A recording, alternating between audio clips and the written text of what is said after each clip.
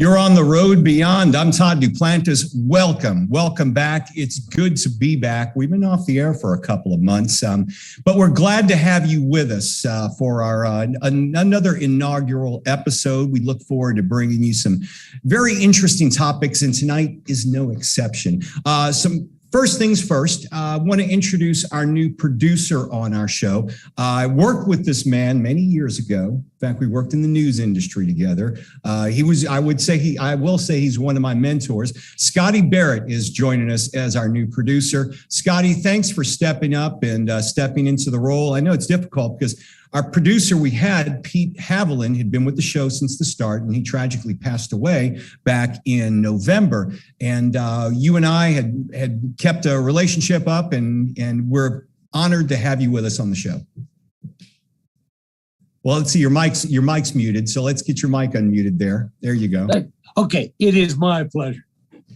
Good to have you with us on here. I'm looking forward to tonight's show, and you got a great guest lined up in it. So I want to talk, because this is a subject that excites me a lot. First off, I'm from Louisiana. This has a connection to Louisiana. I'm a history buff, not a history expert, but very much a history buff. And I've always been fascinated with ancient civilizations, specifically something like Atlantis. Now, imagine an ancient city that predates the Great Pyramids of Egypt, Stonehenge, the colossal structures of Greece and Rome. It also predates them by thousands of years, and it's actually located here, which was once, we're thinking, the New World, well, located right off in our own Gulf of Mexico, off the coast of Louisiana, in more than 250 feet deep in the Gulf of Mexico. Joining us is the man who discovered this architectural, very interesting civilization under the Gulf of Mexico, buried in silt. How did it happen? Well, joining us now to tell us about it, architect and amateur archaeologist George Gele, joining us live from Baton Rouge. Good to see you. If we can get you to unmute your mic there, George.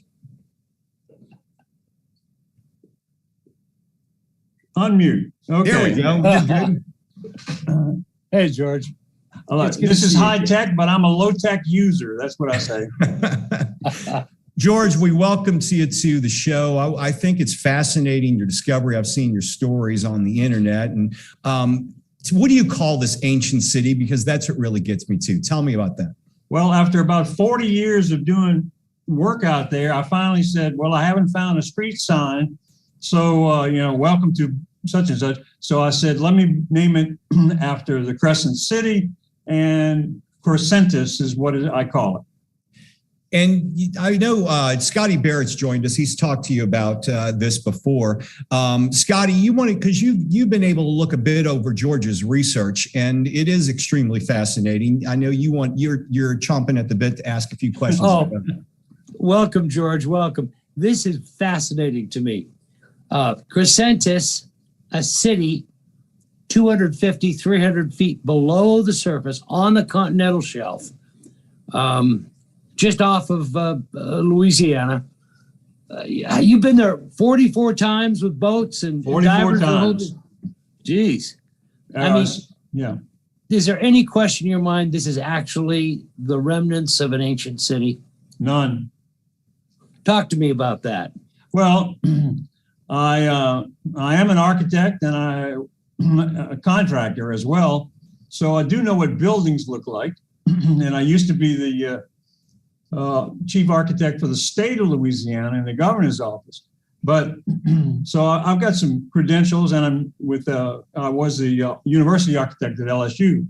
But my real love is archaeology, and basically underwater archaeology. So after I saw, I think it was in '74, the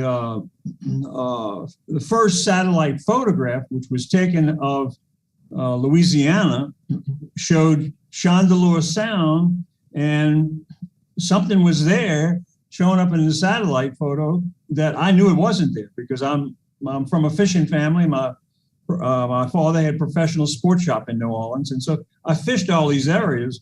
But after we saw the satellite photo in '74, 72 photograph, we decided, okay, I got to go find out what this is. And that was the beginning of the expeditions. And that was a long time ago, but we've done 44 individual expeditions, sometimes very successful. Sometimes weather would knock you out, but we kept on plugging. So now, this city is made out of what again? Well, in terms of buildings that we have found some arches, which are brick, and some of those were about 15 feet in the curve. And we also have found a 30-foot diameter structure that was flat, very well laid in brick. But the really intriguing ones are the ones that are granite. And there is no granite in Louisiana and none in Mississippi. Yeah, I mean, that's all I was going to ask, because you found granite there. Right. You're not going to find it in Louisiana. And look hard, where are they getting this? How did it get there? Well, that's been a real question for a long time. And then we took out the state archaeologist, Dr. Chip McGimsey, on one. And all of his archaeology training is in land-based archaeology. Well, he came out for one day and saw the stones, took one of the stones back with him, broke it up, and shipped it off to be tested. And it came back that it was from Minnesota. The stones, Minnesota. So I started looking. I said, "Well, this is really interesting." And if you think about it, if you're building a city and you want to make it substantial and last for a long time, you're going to get the hardest material you can. You can make brick locally, but granite you got to get. Right. So if you look at the map, Minnesota is at the top of the Mississippi River, and if you're going to supply the granite, then all you got to do is just put it in the river and float it down. Okay, going down river is easy. Going up river with granite is very hard. Well, George, let me ask you this, because one of the things that fascinates me as well is there are many theories, and it's been proven that the earth had a massive flood somewhere between 11, 12, maybe 13,000 years ago. And there were a lot of things on earth that we don't see anymore because of this flood. Was this civilization in that sweet spot before all of this happened, obviously, because of the water's levels being so much. If you're going to build a city out of granite, you're certainly not going to build it underwater. Yeah. So the land was available. It was good ground. And so they built the city. And then what happened was the earth tilted some thousands of years after they built the city, but something caused the earth to shift 15.25 degrees. When that happened, then the sun angle coming to Earth and striking the glaciers, the 2-mile thick glaciers, melted them. As it melted, then the water came down and formed the Mississippi River. Right. And so if you had a city built, well, I'll give you an example. If the same amount of water came in today, it would come up in Baton Rouge to almost the top of the state capitol. So everything is 350 feet. So it actually comes up to the observation deck on the state capitol. And the same thing happened there, that it flooded everything except the very tallest buildings or the ones that were on hills. So, and what we're finding is the tops of buildings that are protruding through the sand.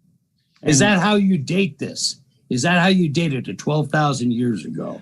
Well, it's an estimate. You know, a lot of people want to do carbon dating, but we haven't found anything that we can carbon date. You cannot carbon date a stone. There's no carbon in it. So the geological information says that the probable date of this was when the river provided a water highway down to the area which is now New Orleans. So, and that was 12,000 years ago, or a little bit less than that. So it's at least, in my opinion, it's at least 12,000 years old.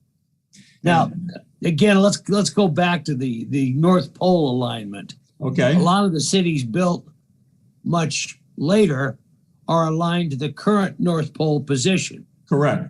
What about this city? Well, it's interesting that you asked that because from the satellite information, it appears the angle is way different than the 15¼ degrees, but we have a lot more work to find out exactly. I don't know in terms of the angles how old it is. I know in terms of the probability that they could get the stone down here. So we still have more work to do, and we're about to do it. Diving in that silty water, and of course, a lot of the city, Crescent, is covered with silt. Is that correct? Right. That is correct. I mean, excavation of buildings on the earth, on dry land, is difficult enough. Well, talk to me about trying to excavate this. And the structures, okay, Chandeleur Sound is basically at its deepest point, 20 feet deep of water. But at the bottom, some of that goes down as deep as 250 feet to what we call refusal soil. So buildings are in that sand and silt. Now, the good part about that is that it protects the structures. Well, that's what I was going to ask. It should be preserving that, right? Yes, yes. Even if say a hurricane destroyed the city or a tsunami, the building parts that are in the sand and the silt are preserved. And we have seen one, and that is a column structure that was about 2 foot wide and about 4 foot long. It was a segment of a column, and it was fluted, like you think of a Roman column. And I was taking a remote operated vehicle at 12 o'clock at night. The waves were down, and I'm just swimming around, and then all of a sudden we saw the column, and I just about passed out right there. Wow. But the nice part about it was that it was pretty and white, and all the other pieces that we had picked up were covered with algae and all kinds of stuff, and barnacles. That was not. It was. The next expedition, we're going back to try and find that column and pick it up. Let me ask you this, George. Are pictures or renderings I've seen of the pyramids of Egypt, yes, supposedly look nothing like they do now. That's what correct. I've seen, it suggested that they may have been covered in something like marble that shined and was brilliant and fluorescent. Do you expect to see something like this if you were able to excavate more than you've been able to do right now? Talking about that one column that you were mentioning. Yes, I believe that we're going to be shocked by the quality of what we're going to find. The Great Pyramid of Giza was, the outer casing stones were apparently a polished limestone and white and gleamed in the sun. I don't know what's going to be on our pyramid, but I can't wait to go see it. I really can't. It's not just pyramids, though. How big is this city? The city, okay, we have in our work, to date, we have seen buildings, things that I know that, I mean, these are building shapes that are as much as 40 miles from one to the next. So I know it's at least that wide. Huge city. Pyramids, have you found those as well? Which one? Have you seen anything that resembles a pyramid? I have stories from fishermen who have seen the tops of structures and that were pyramidal. And some of those have disappeared. Somebody has messed with them.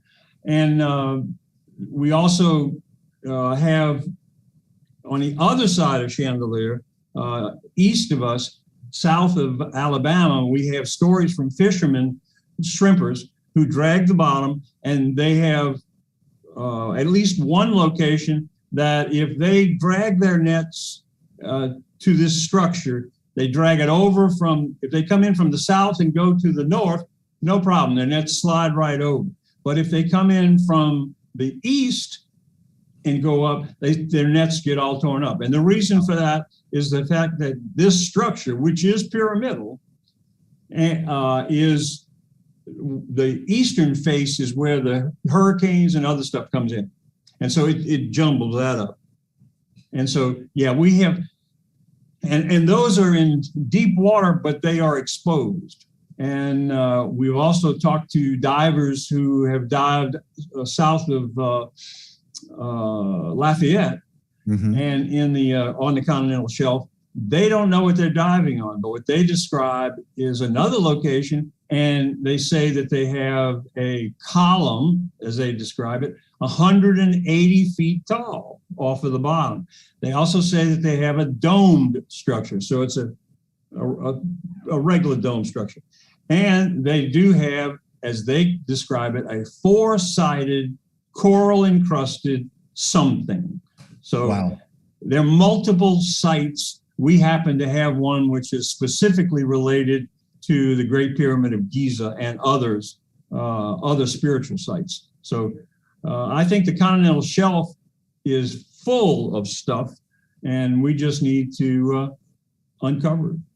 We're talking with George Gele. He is an amateur archaeologist, but very importantly, an architect. And he has discovered an ancient civilization, city at least, off the coast of Louisiana. Chrysantis is the name it's been dubbed. George, I'm sure you're familiar with this, but it seems to me, and Scotty may remember this as well, Texas A&M, within the last 15 years or so, we're trying to retrieve some items from, I believe, a ship that had sunk off the Gulf of Mexico. That's right. They were able to build a dam in about 30 feet of water to excavate the ship or pieces from it. Is that something that could be explored for you, considering that some of this is in a shallower area? If I remember, the one that they did was near Galveston. Yeah. And it was a shipwreck, and they decided to put basically a coffer dam around it and remove the silt and go down. Yes, and I had a 1,000 foot square site where most of our stuff has come from, and I have designed a way to basically protect it. One, because there's a lot of bullnose sharks out there. Right. They're bad. And the other one is the fact that it was a flexible fabric, and it had those orange things that were used in the oil spill stuff at the top. But the objective was in brown silty water, which we have there, that we could pump the silt out, and I can make a Caribbean style 20 foot of crystal clear water. That you can see through. Yeah, because that's one of the biggest challenges when you're diving in the Gulf of Mexico. You can't see your hand in front of your face most of the time. Well, it changes, but if you're going to bet when you jump in the water out there, you're going to bet that you can't see more than 3 feet in front of you. The most I have ever seen when I dove out there was 30 feet.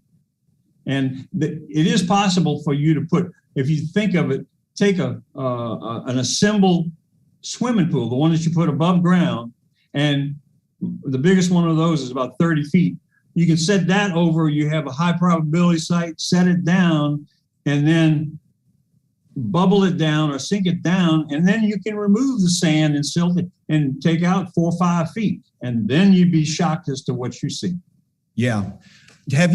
George, have you seen any type of symbolism, any type of prints or anything on any of these structures where you could tie it into any of the current ancient civilizations we know of, like Egypt, or maybe the South American, the Aztecs or something like that? The only, where we are, it's a mound, which in 20 feet of water comes up to within 6 feet of the surface, so 14 feet of granite stones. In the very early days, we saw tiles that we picked up, and when we cleaned them, we were just about to do flips because there were letters on them. And I thought, oh man, this is going to be fantastic. Well, come to find out, they were both English letters and French letters. We later found out that these were roof tiles that were in New Orleans, and they broke. And so then the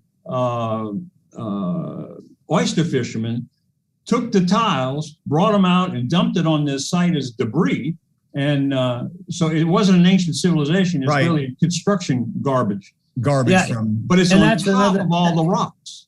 It's not That's under all another the thing, rocks. yes. That's another thing, We're George. still looking for a carved or a structure that gives us symbology. We haven't hit it yet. George, the naysayers will say this is just construction Right. byproduct that's been dumped over the last 100 years. What do you say to those people? Well, in order for us to get the permit from the State Archaeological Commission, they did something unusual. They said, this is after 30 years of trying to get, this is the third time that I went to them.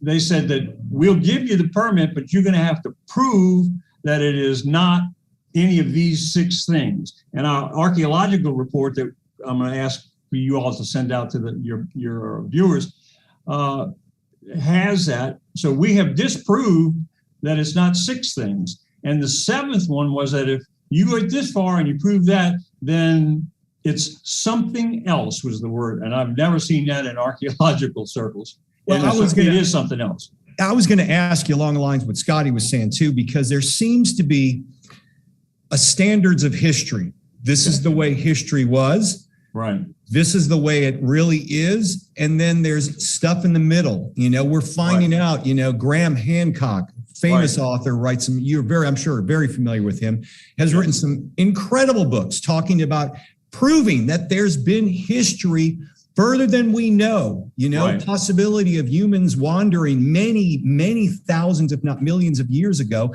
And it seems to be ignored because of the mainstream theories. Right. I imagine you encountered a lot of this as you were trying to bring this to light. Oh, yeah. A number of people have a very fixed idea of what history was. And most of them are linear. And it started off as the Stone Age, and then we come all the way to where it's now New Orleans, okay? Yeah. Or the rest of the world. The problem is that I don't think it happened that way at all. And this is one example. Another one is a shocking one was Göbekli Tepe. Oh, yes. 12,000 years ago. And that seems to be, if there is a sister site, then Göbekli Tepe is a sister site. And that one was mysteriously, correct me if I'm wrong, but it appeared to be covered up to be preserved. And then they left for some strange reason. No one seems to know. And then when they started uncovering, you'd had these fascinating engravings on this ancient site. They have bas-reliefs and sculptures on the columns of animals that we had never seen before, plus some that we had. But the circular structures at Göbekli Tepe are phenomenal. I think that we will have equally phenomenal structures here. The city is so big, it's probably 40 or 50 times the size of Göbekli Tepe. That's incredible. It's it's incredible, but it's exciting as hell. Yeah, it really is. It really is. George Gele, we appreciate you being on the show and enlightening us tonight. You mentioned a release that you have. We'll put a link in our social media post. If people want to get more information on your findings, is that the best way to find it, or do you have a website as well? We have first off, on the 2 presentations, one which is the archaeological one, and the other one is the one that's about Crescentus. Both of them will have the best information for the general public. The release that we have is, I'm getting people who want to come see this. And I said, okay. So we have put together, first off, the release is, I'm asking you to send to your viewers both of those presentations. Okay. And we will. From me. Yeah. We'll put a link where they can have it. And George, if you have any new I have a website. On your, okay. Okay. We also have a website, which is ARCEXPLORATIONS.com. It's arcexplorations.com. And we have a lot of, we have video and all kind of stuff there. And we're constantly adding new stuff. We'll put those links on our show after it's posted so people can find it in our social media. That'd be fun. as you're coming along with this, George, we want to hear from you again. You're always welcome here. We want to hear anything new you uncover, and this is some exciting stuff. Well, we're trying to get out about 3 weeks from now. Our vessel is I talked to our captain this morning, and he thinks he'll have his engine fixed in about a week. And then he's going to go take it for a test run, and that will be fine. I really can't wait. Just and the other thing is that for those who want to see this, we'll give you this as well.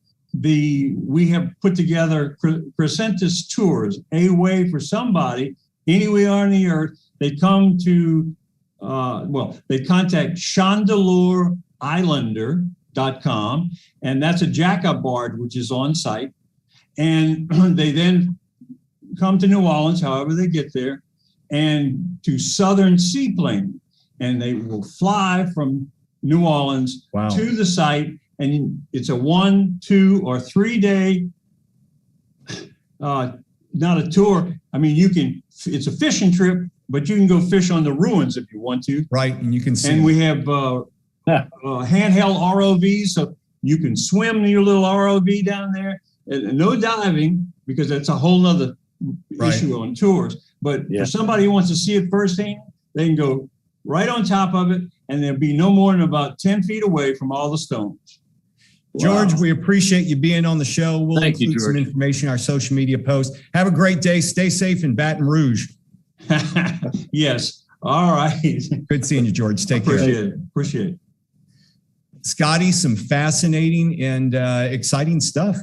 Well, it changes history, doesn't it? It really does. It really does. I mean, think about that. Everyone thought that 12,000 years ago, the human race were barely learning how to make tools to survive. Well, that's been the standard opinion. And I think it's because you've got a strong, number of people who spent their careers and their lives based on this theory, creating theories about history that they learned and they promoted. You don't want to change all that mid-game. You really don't want to say, well, you know what? Maybe what I was telling you my whole life is wrong, and I have to rethink things. We got to rethrow the dice. That's exactly. But that's, what we hope to present people on the road beyond is give you some alternatives to what the standard is. Challenge the standard, explore the options, and that's what we're here for with the show. Scotty, I appreciate you being on our first show back. We look forward to next week, and we're planning on doing a live show every Tuesday, once again, at 7 p.m. Central here on Facebook Live and YouTube. You can find us on Facebook, Twitter, as the Road Beyond Podcast. Also, our YouTube channel. Make sure you subscribe to that. You can watch all of our old shows and our new shows, including the one we've got here for you tonight. Make sure you subscribe to it. It's free for now, and we'll always be out there to provide this alternate ways of thinking and challenge the standard. Scotty, we'll see you again next week. I'm on the road beyond. We'll see all of you again on the road beyond. I'm Todd Duplantis. Have a great week.